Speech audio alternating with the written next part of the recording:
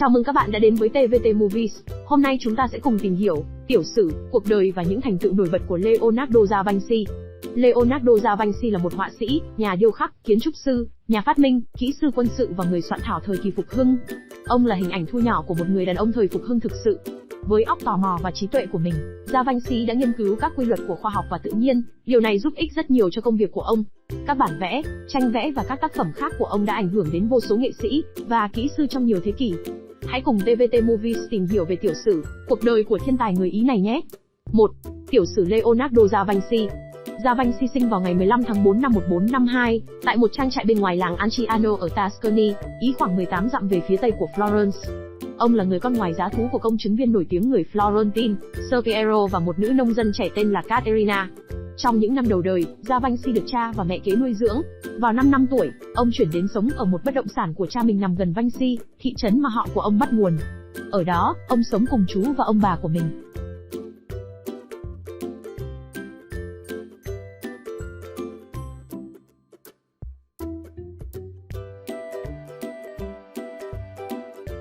Hai. Con đường học tập thuở thiếu thời. Da Vinci không được giáo dục một cách đầy đủ, ông chỉ được dạy đọc, viết và toán học cơ bản. Nhưng tài năng nghệ thuật của ông đã bộc lộ rõ ngay từ khi còn nhỏ. Vào khoảng năm 14 tuổi, da Vinci bắt đầu học và làm việc cho nghệ sĩ nổi tiếng Andrea del Verrocchio ở Florence. Trong khoảng thời gian 6 năm này, ông đã học được một số kỹ thuật và kỹ năng khác nhau bao gồm gia công kim loại, nghệ thuật da, mộc, vẽ, hội họa và điêu khắc. 3. Những công việc đầu tiên của Leonardo da Vinci. Ở tuổi 20, Leonardo da Vinci đủ điều kiện trở thành nghệ sĩ bậc thầy hội họa ở Guild of San Luca, Florence và thậm chí đã mở xưởng vẽ của riêng mình. Tuy nhiên, ông vẫn tiếp tục cộng tác với del Verrocchio thêm 5 năm. Người ta cho rằng del Verrocchio đã hoàn thành bức tranh Baptism of Christ, tạm dịch là phép rửa của Chúa Kitô, vào khoảng năm 1475 với sự giúp đỡ của học trò. Người đã vẽ một phần nền và thiên thần nhỏ đang giữ áo choàng của Chúa Giêsu. Theo Lives of the Most Best Painters, Sculptors and Architects, được viết vào khoảng năm 1550 bởi nghệ sĩ Giorgio Vasari, del Verrocchio đã cảm thấy bản thân tầm thường trước tài năng siêu việt của cậu học trò, đến nỗi ông không bao giờ cầm cọ vẽ lên nữa. Tuy nhiên, hầu hết các học giả đều cho rằng lời kể của Vasari là ngụy tạo.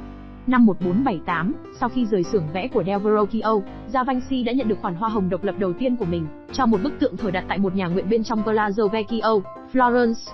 3 năm sau, các tu sĩ dòng Augustino ở San Donato a Sopito, Florence đã giao nhiệm vụ cho ông vẽ bức tranh Adoration of the Magi, sự tôn thờ của các đạo sĩ. Tuy nhiên, người nghệ sĩ trẻ đã rời thành phố, từ bỏ cả hai khoản hoa hồng và không bao giờ hoàn thành chúng. 4. Các bức họa của Leonardo da Vinci. Mặc dù Leonardo da Vinci được biết đến nhiều với cương vị là một nhà họa sĩ thiên tài, nhưng có chưa đến 20 bức tranh được cho là của ông được tìm thấy. Các tác phẩm nổi tiếng nhất của da Vinci bao gồm Vitruvian Man, tỷ lệ cơ thể người theo Vitruvius, The Last Supper, bữa tối cuối cùng và Mona Lisa. Bức họa Vitruvian Man tỷ lệ cơ thể người theo Vitruvius. Nghệ thuật và khoa học giao thoa một cách hoàn hảo trong bức phác họa Vitruvian Man của Leonardo da Vinci, được vẽ vào năm 1490. Bức họa mô tả một nhân vật nam khỏa thân ở hai tư thế chồng lên nhau với cánh tay và chân của anh ta nằm bên trong cả hình vuông và hình tròn. Bản phác thảo nổi tiếng này đại diện cho nghiên cứu của da Vinci về tỷ lệ và đối xứng, cũng như mong muốn liên hệ con người với thế giới tự nhiên của ông. Bức họa The Last Supper, bữa tối cuối cùng. Vào khoảng năm 1495, công tước của Milan lúc bấy giờ là Ludovico Sforza đã ủy quyền cho da Vinci vẽ bức The Last Supper trên bức tường phía sau của phòng ăn, bên trong tu viện của Milan Santa Maria del Grazie. Kiệt tác này mất khoảng 3 năm để hoàn thành. Nó ghi lại màn kịch về khoảnh khắc khi Chúa Giêsu thông báo cho 12 sứ đồ, The 12 Apostles đang tụ tập trong bữa tối lễ vượt qua Passover, rằng một trong số họ sẽ sớm phản bội Ngài. Các biểu cảm khuôn mặt và ngôn ngữ cơ thể của các nhân vật xung quanh bàn ăn vô cùng sống động qua nét vẽ của Leonardo da Vinci. Việc Leonardo da Vinci quyết định vẽ với màu keo và dầu trên thạch cao khô thay vì vẽ một bức bích họa trên thạch cao tươi đã làm cho bức họa hư hỏng và bong tróc một cách nhanh chóng. Mặc dù việc trùng tu không đúng cách khiến bức tranh tường bị hư hại thêm, nhưng hiện tại nó đã được ổn định bằng các kỹ thuật bảo tồn hiện đại. Bức họa Mona Lisa. Năm 1503, Leonardo da Vinci bắt đầu vẽ bức tranh nổi tiếng nhất của ông, và được cho là bức tranh nổi tiếng nhất trên thế giới, Mona Lisa. Đây là tác phẩm được tư nhân ủy quyền, với đặc điểm là nụ cười bí ẩn của người phụ nữ trong bức chân dung bán thân được tạo ra từ kỹ thuật sfumato của da Vinci. Có rất nhiều giả thuyết và câu chuyện đằng sau tác phẩm này. Một số cho rằng cô gái trong bức tranh bị vàng da. Nhiều người lại cho rằng đó là mảnh vải của một phụ nữ mang thai. Và những người khác cho rằng đó hoàn toàn không phải phụ nữ mà là một người đàn ông mặc đồ kéo. Tất nhiên, đó cũng chỉ là suy đoán mà thôi. Chính những giả thuyết xoay quanh tác phẩm này đã góp phần gia tăng sức hấp dẫn của bức họa Mona Lisa. Tuy nhiên, dựa trên lời kể của một người viết tiểu sử ban đầu, bức Mona Lisa là bức tranh của Lisa del Giocondo, vợ của một thương gia lụa Florentine giàu có. Tên gốc tiếng Ý của bức tranh là Giocanza nhưng nó tài liệu chứng minh. Một số nhà sử học nghệ thuật tin rằng thương gia này đã đặt hàng bức chân dung để kỷ niệm sự ra đời của đứa con tiếp theo đang chờ sinh của cặp vợ chồng, có nghĩa là đối tượng có thể đang mang thai vào thời điểm bức tranh vẽ. Nếu gia đình Giocondo thực sự đặt vẽ bức tranh, thì họ sẽ không bao giờ nhận được nó. Đối với Da Vinci, Mona Lisa mãi mãi là một tác phẩm đang được hoàn thiện, vì đây là nỗ lực hoàn thiện của ông, và ông chưa bao giờ chia tay bức tranh. Bản thân bức tranh đã được giữ bên cạnh Leonardo da Vinci cho đến khi ông qua đời. Ngày nay, bức Mona Lisa được treo trong bảo tàng Louvre Paris ở Pháp, được bảo vệ bằng kính chống đạn và được coi như một báu vật quốc gia vô giá được hàng triệu du khách ngắm nhìn mỗi năm.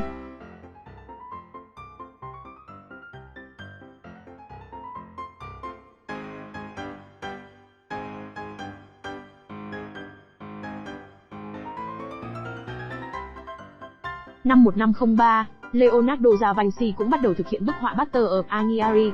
Đây là bức tranh tường được đặt cho hội trường ở Palazzo Vecchio, lớn gấp đôi bức The Last Supper. Nhưng sau đó 2 năm, ông đã từ bỏ dự án Butter of Agniari, khi bức tranh tường bắt đầu xuống cấp trước khi ông có cơ hội hoàn thành nó.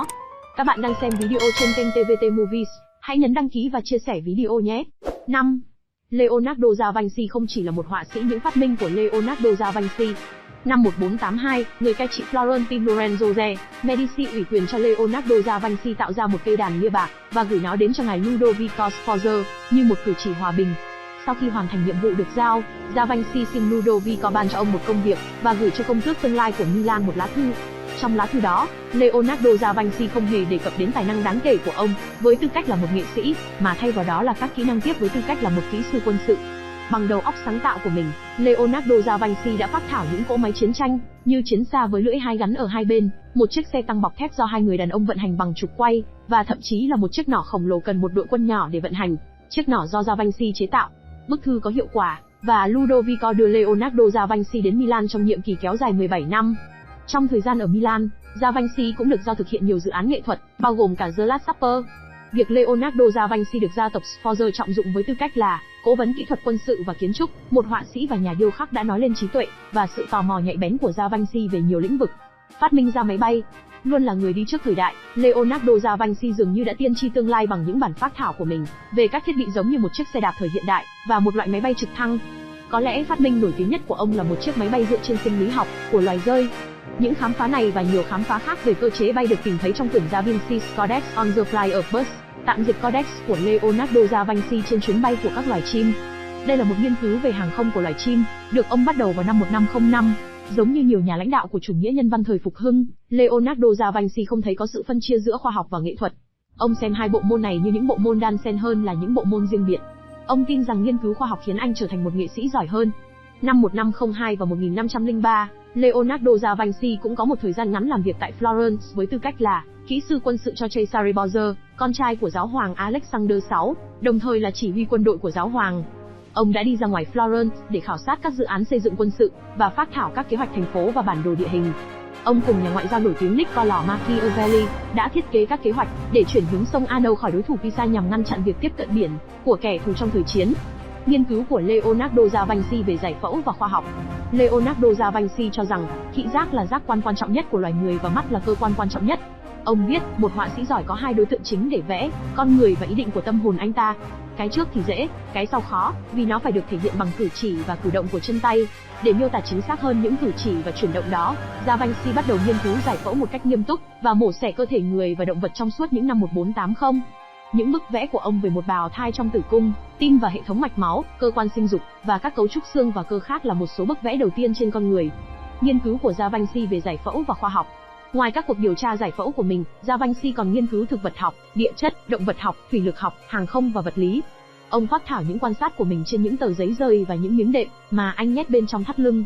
Leonardo da Vinci phân loại các bài báo vào sổ tay thành 4 chủ đề lớn: hội họa, kiến trúc, cơ học và giải phẫu người. Ông đã chép vào hàng chục cuốn sổ tay với những hình minh họa được vẽ tinh xảo, cùng những quan sát về khoa học của mình.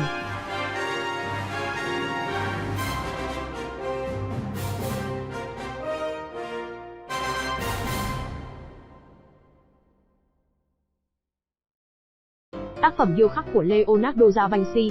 Ludovico Sforza cũng giao nhiệm vụ cho Da Vinci tạc một bức tượng cưỡi ngựa bằng đồng cao 16 phút cho cha ông. Với sự giúp đỡ của những người học việc và sinh viên trong xưởng của mình, Leonardo da Vinci đã làm đi làm lại dự án trong hơn 10 năm. Bản phác thảo bức tượng của Chivulio. Leonardo da Vinci đã tạc một bức tượng bằng đất sét có kích thước như người thật, nhưng dự án bị đình chỉ khi chiến tranh với Pháp xảy ra. Sau khi quân Pháp tràn vào Milan vào năm 1499 và bắn vỡ mô hình đất sét, da Vinci đã bỏ trốn khỏi thành phố cùng với công tước và gia đình Sforza. Chớ trêu thay, Gian Giacomo Chivulio, người lãnh đạo lực lượng Pháp chinh phục Ludovico năm 1499, đã theo chân kẻ thù của mình và ủy quyền cho da Vinci tạc một bức tượng cưỡi ngựa lớn, được cho là để gắn trên lăng mộ của ông.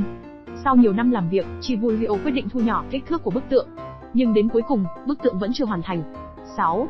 Những năm cuối đời Leonardo da Vinci trở lại Milan vào năm 1506 để làm việc cho chính những người cai trị người Pháp đã chiếm thành phố này và buộc ông phải chạy trốn vào 7 năm trước đó.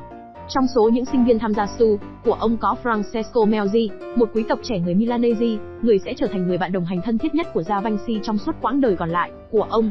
Tuy nhiên, ông đã vẽ rất ít trong thời gian thứ hai ở Milan, và thay vào đó, phần lớn thời gian của ông dành cho các nghiên cứu khoa học. Da Vinci dành những năm cuối đời ở Pháp. Trong bối cảnh xung đột chính trị và việc người Pháp tạm thời bị trục xuất khỏi Milan, da Vinci rời thành phố và chuyển đến Rome vào năm 1513 cùng với Serlai, Melzi và hai trợ lý xưởng vẽ. Giuliano de' Medici, anh trai của giáo hoàng Leo X mới được lên ngôi, và là con trai của người bảo trợ cũ của ông, đã cho da Vinci một khoản trợ cấp hàng tháng, cùng với một dãy phòng tại tư dinh của ông bên trong Vatican. Tuy nhiên, người bảo trợ mới của ông cũng mang lại cho da Vinci một ít công việc. Nhưng ông dành phần lớn thời gian ở Rome để nghiên cứu toán học và khám phá khoa học.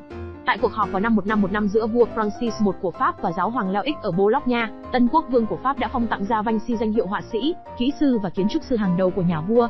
Cùng với Melzi, Leonardo da Vinci khởi hành đến Pháp và không bao giờ quay trở lại. Ông sống ở lâu đài Château de Claux, nay là Place Luz, gần cung điện mùa hè của vua dọc theo sông Loire ở Amboise. Như lúc ở Rome, da Vinci vẽ rất ít trong thời gian ở Pháp. Một trong những tác phẩm cuối cùng của ông là một con sư tử cơ học có thể đi lại và mở ngực để lộ ra một bó hoa loa kèn. 7. Leonardo da Vinci đã chết như thế nào?